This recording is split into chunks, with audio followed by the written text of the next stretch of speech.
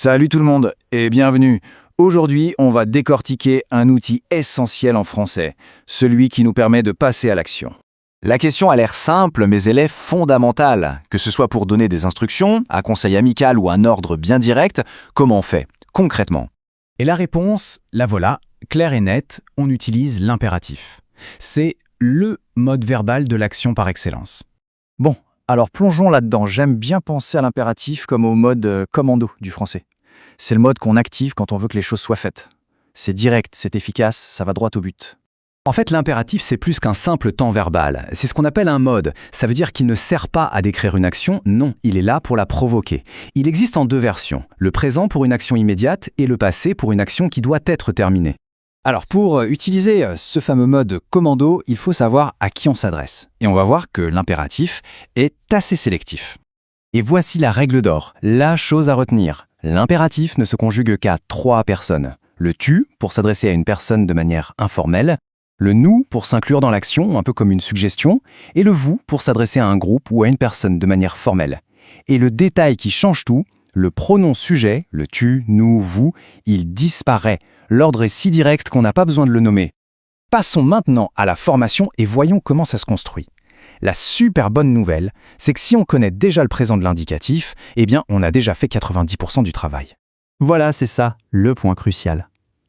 La base de l'impératif, c'est le présent de l'indicatif, un temps qu'on apprend très tôt. Il n'y a donc pas de nouvelles conjugaisons super complexes à mémoriser pour la plupart des verbes. Prenons le groupe le plus courant, les verbes en ER. La méthode est toute simple. Première étape, on prend le verbe au présent avec tu, par exemple, tu parles. Deuxième étape, on enlève le tu. Il nous reste parle. Troisième et dernière étape, on enlève le S final. Et voilà, parle. C'est aussi simple que ça. Et ce tableau illustre parfaitement la différence principale. Pour les verbes du premier groupe en ER, la forme en tu se termine par un E. Pour les autres verbes, comme finir ou prendre, on garde le S du présent de l'indicatif. Finis tes devoirs, prends ton manteau. C'est cette petite règle du S qui est la clé. Allez, un petit test rapide pour voir si c'est bien compris. C'est un verbe du troisième groupe. Comment transformer cette phrase en ordre?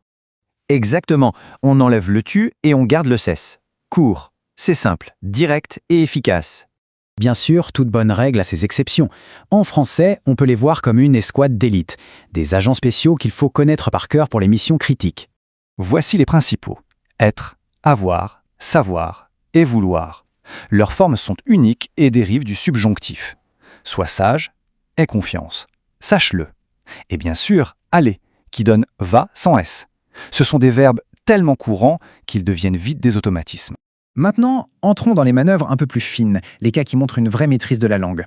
On se souvient que le S des verbes en EER à la forme tu est supprimé, n'est-ce pas? Eh bien, il revient pour des raisons de sonorité quand il est suivi des pronoms i et en. On ne dit pas vaille, mais vas-y. Ça sonne mieux, c'est plus fluide. Vas-y, cueille-en une. Pour les verbes pronominaux comme se souvenir, le pronom réfléchi ne disparaît pas. Il se place après le verbe, relié par un trait d'union. Lève-toi, souvenons-nous, dépêchez-vous. Le pronom est la cible de l'action.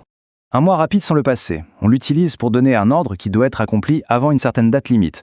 On forme ça avec l'impératif de avoir ou être et le participe passé. Hey, finis tes devoirs avant mon retour. Ou sois rentré à 7 heures. C'est un ordre avec une deadline. Très bien, mission accomplie. Faisons un rapide débriefing pour s'assurer que les points les plus importants sont bien ancrés. En résumé, l'impératif c'est pour l'action. 3 personnes seulement. Tu, nous, vous. Jamais de sujet exprimé. La base, c'est le présent de l'indicatif. On enlève le S à tu pour les verbes en ER, sauf ces exceptions. Et enfin, on garde en tête l'escouade d'élite, être, avoir, savoir, vouloir et aller. Avec ces règles en main, l'impératif n'a plus de secret. C'est un outil puissant et finalement assez simple à maîtriser. Il suffit de le mettre en pratique pour que ça devienne une seconde nature. L'impératif est plus qu'une simple règle de grammaire, c'est un moyen d'interagir directement avec le monde. Cela amène à une question finale. Quel sera le premier ordre, le premier conseil ou la première invitation à être formulée? La réponse est dans la pratique. Alors, parlez.